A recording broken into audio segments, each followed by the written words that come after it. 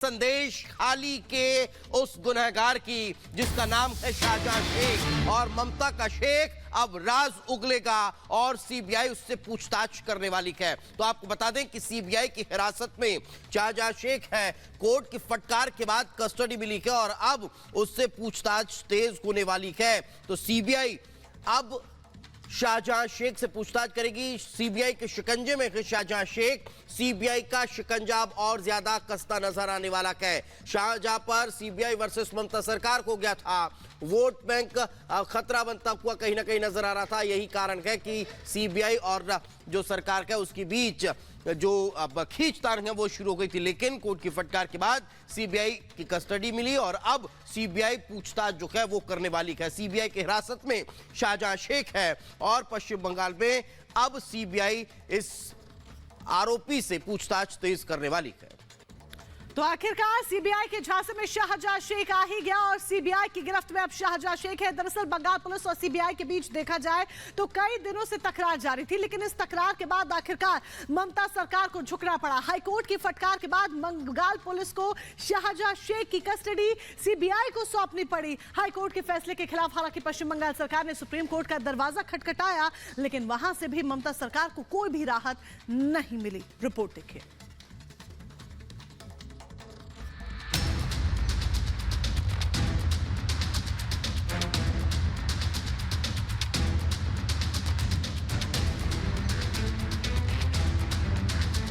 आखिरकार सीबीआई के शिकंजे में आ ही गया। संदेश खाली में ईडी की टीम पर हमले और महिलाओं के उत्पीड़न का आरोपी शाहजहां शेख। कल तक पुलिस की गिरफ्त में जो उसकी हैकड़ी थी वो सीबीआई की गिरफ्त में आते ही हवा हो गई। सीबीआई ने हाईकोर्ट के आदेश के बाद आखिरकार शाहजहां शेख को अपनी हिरासत में ले लिया। आज शाहजहां शेख से सीबीआई की टीम सवाल जवाब करेगी और हर राज का पर्दाफाश करेगी। दरअसल मंगलवार को हाईकोर्ट ने शाम 4:30 बजे बंगाल पुलिस को शाहजहां को केंद्रीय जांच एजेंसी को सौंपने का आदेश दिया था। पुलिस ने कहा था कि मामला अभी सुप्रीम कोर्ट में है, इसलिए शाहजहां को सौंप नहीं सकते। बुधवार को हाईकोर्ट के दोबारा दखल के बाद पुलिस ने सीबीआई को कस्टडी सौंपी। इस हाईकोर्ट की इस वर्डिक्ट को हम स्वागत करते हैं और हम चाहते हैं कि इसका तय तक इंक्वायरी हो और ये दर्शाता है, ये हाईकोर्ट की वर्डिक्ट है, वो दर्शाता है कि judiciary has no faith on the Mamata Banerjee's administration. तो ये ममता बनर्जी की एडमिनिस्ट्रेशन की गाल के ऊपर तमाचा है और ऐसा तमाचा कोर्ट बार बार मार चुकी है। राज्य सरकार ने शाहजहां को सीबीआई को सौंपने के हाईकोर्ट के फैसले के खिलाफ सुप्रीम कोर्ट में मंगलवार शाम को याचिका लगाई थी, जिस पर बुधवार सुबह 11 बजे सुनवाई हुई। सुप्रीम कोर्ट ने फौरन सुनवाई से इनकार कर दिया। सुप्रीम कोर्ट के जस्टिस संजीव खन्ना ने बंगाल सरकार से कहा, आपकी एप्लीकेशन सीजेआई को भेज रहे हैं और वही याचिका की लिस्टिंग पर फैसला लेंगे। बंगाल सरकार ईडी टीम पर हमले की जांच सीबीआई से कराने पर रोक की मांग कर रही है। बंगाल सरकार ने याचिका में कहा कि इस मामले की जांच एसआईटी कर रही है। पुलिस पर निराधार आरोप लगाए जा रहे हैं। वहीं कल बंगाल की धरती पर बारासात में पीएम ने साफ कर दिया कि जिस तरह से ममता सरकार संदेश खाली के आरोपी को संरक्षण दे रही है, उससे उनको अपनी साख नहीं बल्कि शेख की चिंता है। कोर्ट फटकार पर फटकार लगा रही है, लेकिन वो शाहजहां को बचाने में जुटी है। आपके दुख से कोई फर्क नहीं पड़ता। टीएमसी सरकार बंगाल की महिलाओं के गुनहगार को बचाने के लिए पूरी शक्ति लगा रही है। प्रधानमंत्री मोदी यही नहीं रुके, उन्होंने दीदी पर चुन चुन कर प्रहार किया और संदेश खाली के महिलाओं को ये संदेश दिया कि भले बंगाल सरकार शाहजहां शेख का कवच बने, मोदी पीड़ितों के साथ है। पश्चिम बंगाल की बहन बेटियों की बुलंद आवाज सिर्फ और सिर्फ भाजपा ही है।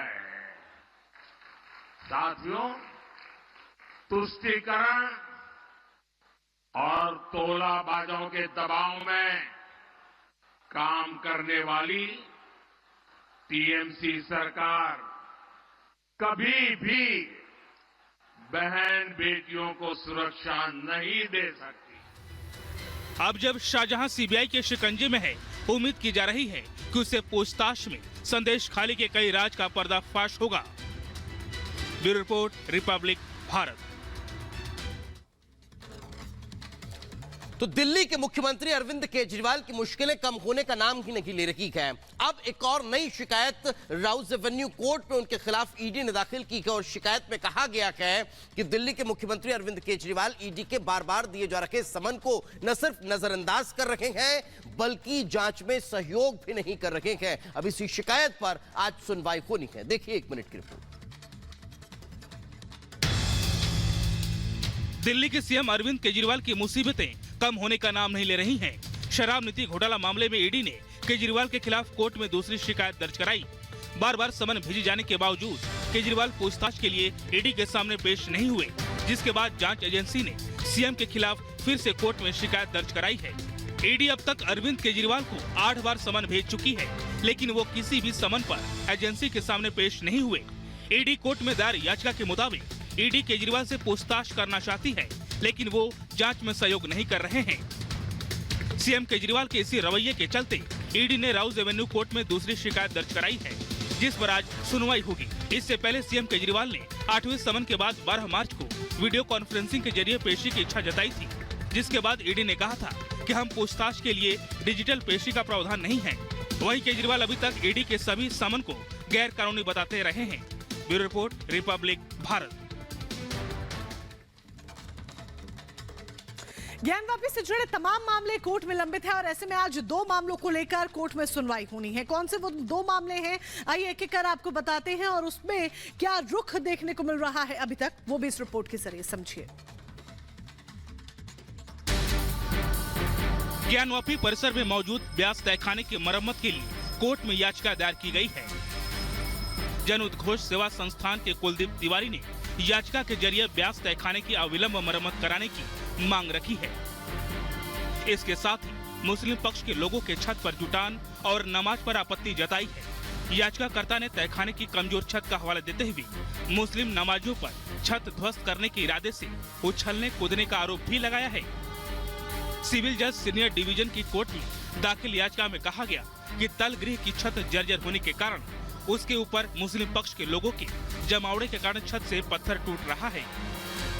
याचिका में इस बात पर भी आपत्ति जताई गई कि जहां पूजा स्थल है उसकी छत पर जूते चप्पल पहनकर आने से हिंदू आस्था का अपमान हो रहा है। ऐसे में छत पर नमाज तत्काल प्रभाव से बंद कराई जाए।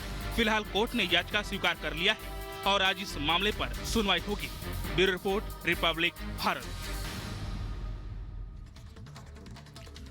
तो असली शिवसेना किसकी, इस विवाद पर आज एक और महत्वपूर्ण सुनवाई होने वाली है। आखिर क्या यह महत्वपूर्ण फैसला आ सकता है, देखिए इस रिपोर्ट में।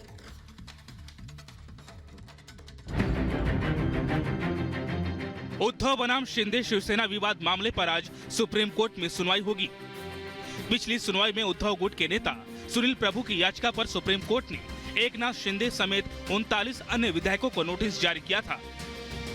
आपको बता दें कि महाराष्ट्र विधानसभा स्पीकर के फैसले के खिलाफ उद्धव ठाकरे गुट का कहना है कि विधानमंडल में बहुमत के आधार पर स्पीकर ने शिंदे गुट को असल शिवसेना करार दिया था, जो सरासर गलत है।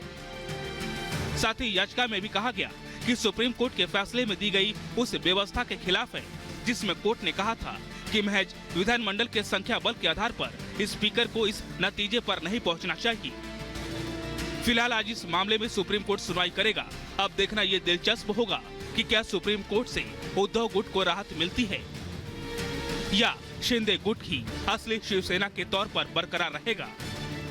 Bureau report, Republic Bharat.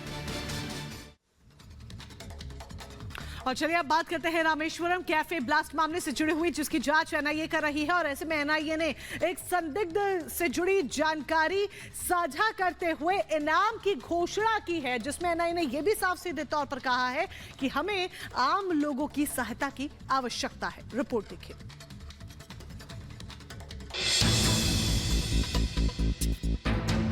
NIA ने 1 मार्च को बेंगलुरु के रामेश्वरम कैफे ब्लास्ट मामले में संदिग्ध हमलावर के बारे में जानकारी देने वाले को 10 लाख रुपए का इनाम देने का ऐलान किया है। एनआईए ने अपने सोशल मीडिया हैंडल एक्स पर कैफे में घुसते समय टोपी, मास्क और चश्मा पहने संदिग्ध हमलावर की तस्वीर पोस्ट की है। इसके साथ ही एजेंसी ने फोन नंबर और ईमेल आईडी भी शेयर की है, जहां संदिग्ध शख्स की जानकारी दी जा सकती है। एनआईए ने भरोसा दिया है कि संदिग्ध हमलावर के बारे में सूचना देने वालों की पहचान गोपनीय रखी जाएगी। रामेश्वरम कैफे में हुए ब्लास्ट में करीब 10 लोग घायल हो गए थे, जिसके बाद ये मामला एनआईए को सौंपी गई। जांच में पाया गया कि यह धमाका आईईडी के जरिए किया गया। फिलहाल यूएपीए के तहत केस दर्ज किया गया है। फिलहाल एनआईए संदिग्ध शख्स की तलाश कर रही है। Bureau report, Republic Bharat.